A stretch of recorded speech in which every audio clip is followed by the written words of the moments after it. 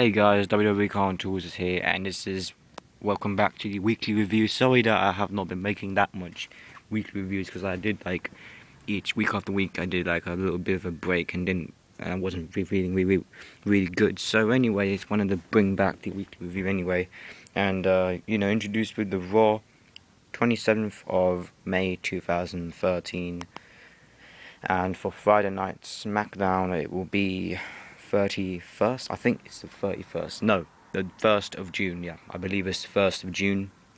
It will be 2013. So yeah.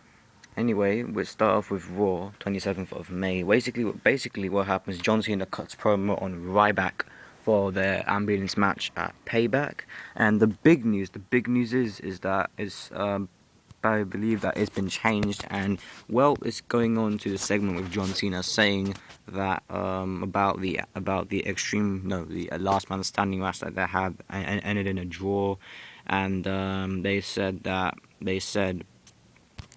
it should be an ambulance match, but in a 3 stages of hell match. There should be one of the stages an ambulance match, and well, the crowd were chanting "We want tables," and Payback is a little bit of a hell, like a violent pay-per-view as you think, and there should be a perfect match, and that should be 3 stages of hell. So that was pretty good. It's like American Bash, the Bash. I think it's the Great American Bash. That's it, the Great American Bash. And well, yeah. And that's why they put 3 stages of hell. So this pay-per-view is similar to the Great American Bash, and that's why they're putting 3 stages of hell. And well, the first stage will be apparently I got this off from an update kind of view, and I got this off, and the first stage I believe it will be a lumberjack match, the second will be a tables match, and the third will be the ambulance match. Ryback comes out and says that he agrees with John Cena, and he says that Payback should be hell, and he say hello to Satan and say hello to Ryback. So he's trying to say that him himself is kind of like the devil, and he will completely destroy John Cena. And then that brings to Paul Heyman coming out and saying that introducing the Curtis Axel, and wanted Curtis Axel to face John Cena tonight, the future WWE champion versus the WWE champion right now, that's John Cena. So that would be tonight, and they kind of exchanged some personal words in the ring, and saying that John Cena said to Curtis Axel that he's got a big mouth and he likes to run it a lot, and he says that he's talking like the big dogs in the yard, and that's fine. And Curtis Axel says, enough talking. I wanted to ask you if you are on for tonight's main event, and that's pretty much going to be it. John Cena versus Curtis Axel. There's going to be a highlight reel featuring Curtis Axel and Paul Heyman too. Anyway. So the next thing was basically Del Rio versus Big E Langston, and this kind of storyline is going very boring, to be honest. I don't really like the World Heavyweight Championship line part. It's very boring, to be honest. So anyway, goes on basically. Just excuse me for this. Bear with me. Basically, the match one was basically the winner was by pinfall, Alberto Del Rio beating Big E Langston, and pretty much that was it in time of 4 minutes and 17 seconds. So pretty much that was it, to be honest. And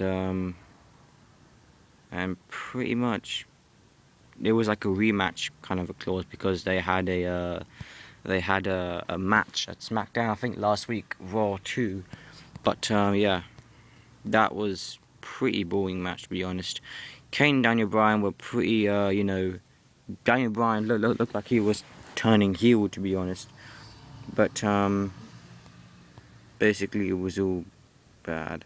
And Bret Hart said that Bret Hart came out and says to Daniel Bryan and Kane that they are one of the best tag team partnerships that he's ever seen, and you two are the best in the business.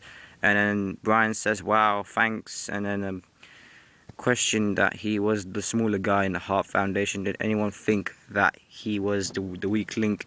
And pretty much Bret said that the size has nothing to do with being strong, and you're one of the toughest guys he's ever seen, and nothing stops Daniel Bryan.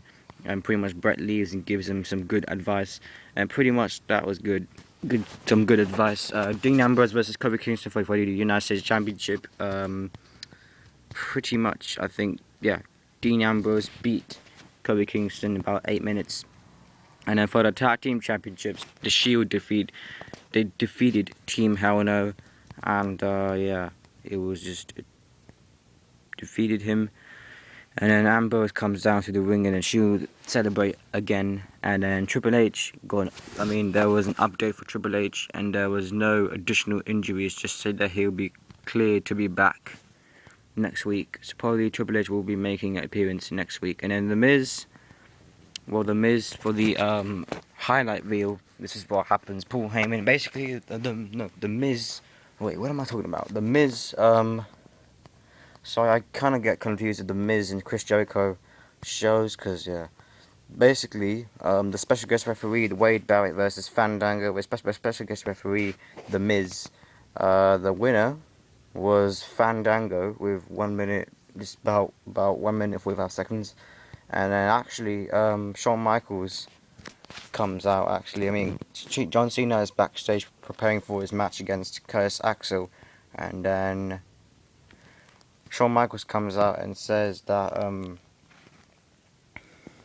basically Cena says that I don't back down from any challenges, and then Michaels says that's awesome and that makes you great, and not smart but great.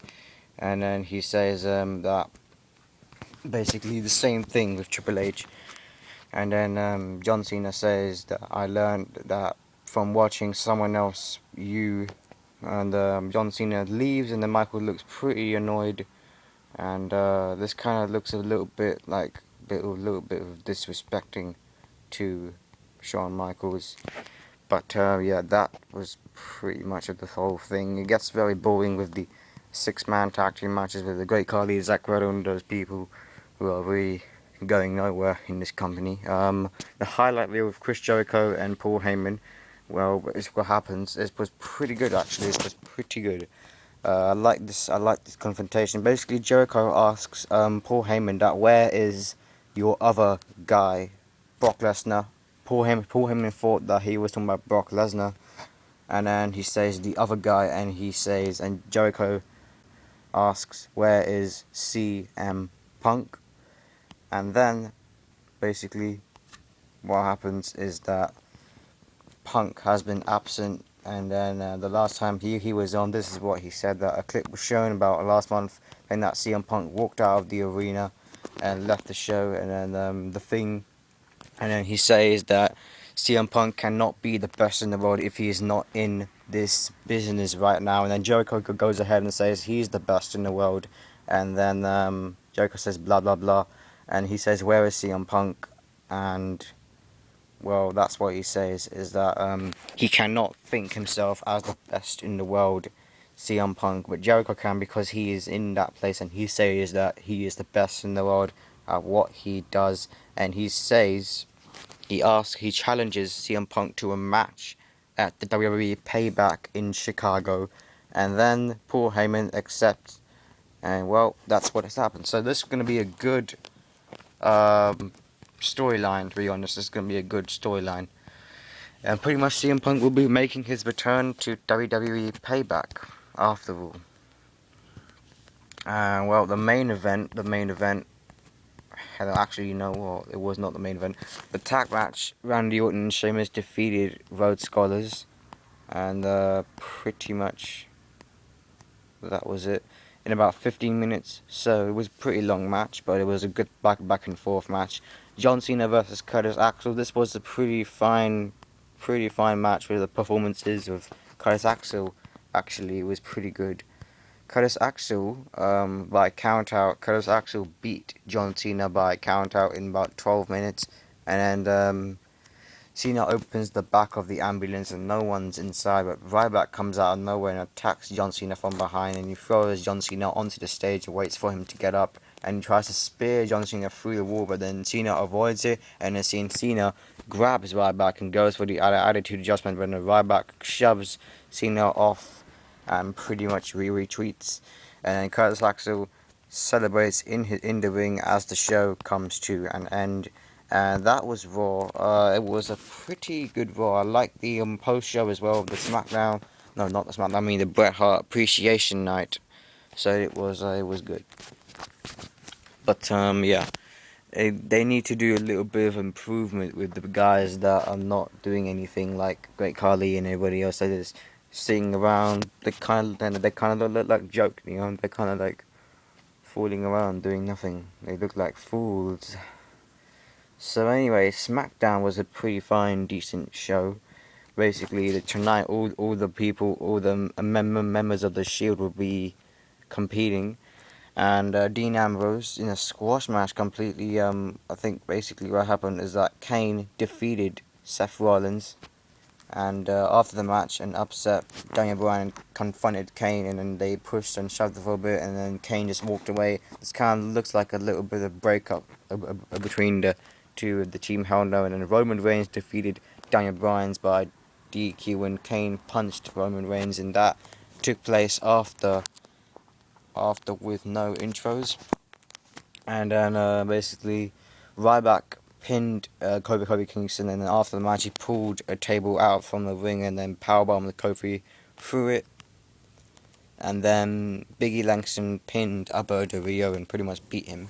Backstage, Chris Jericho cuts promo on CM Punk and says that whatever jokes he's done on Twitter saying that he hates wrestling and all that stuff and all that jokes, it's all over. He's going to go to Chicago and he's going to beat CM Punk in the round 3 of Jericho and CM Punk WrestleMania round 1, Extreme Rules round 2, and now Payback round 3 after a year. And now, Curtis Axel defeated Sin Cara with the perfect plex. That I think that was what the Mr. Perfect had for his finishing move. I'm not really sure, but it looks pretty similar. And then Axel spoke of beating both Triple H and John Cena and said that being a Paul Heyman guy is perfect. And yeah, and Chris Jericho defeated Cody Rhodes via submission after the rules of Jericho, and pretty much I like that Chris Jericho is getting back on the top by facing people like CM Punk and people like the Big Show. Randy Orton defeated Dean Ambrose by DQ when the other Shield members interfered, and then Kane and Daniel Bryan ran down and cleaned the house, and pretty much the three faces celebrated as the Shield make a hasty little retreat to the back, and then Teddy Long comes out just like last week and puts a 6-man tag team match, and even pitting the Shield against Team Hell No and Randy Orton to begin now. And then Team Hell No and Randy Orton defeated the Shield by DQ when Roman Reigns used a chair on Kane, and that pretty much made the Shield lose, but they are still on top. So a pretty decent week. They can do a little bit more better with more superstars, more legends coming up, and you know, it's just still a little bit boring, but yeah. I would give Raw the ratings of Raw. I would give it a 2.5 out of 5, and I'd give SmackDown the same. No, you know what? I'll give SmackDown 2 out of 5. To be honest, it wasn't very interesting. So yeah, I'll see you guys until next week. Not much to talk about in weekly review, even though it's a long show. I just spoke of the review, to be honest, because it's pretty boring now. You know, this is my opinion, that it's just getting boring week after week. But as long as CM Punk comes back and tries to be a face and all that stuff, it'll go better. So anyway, I'll see you guys very soon. Until next time, subscribe, rate, comment, give me your thoughts. Peace.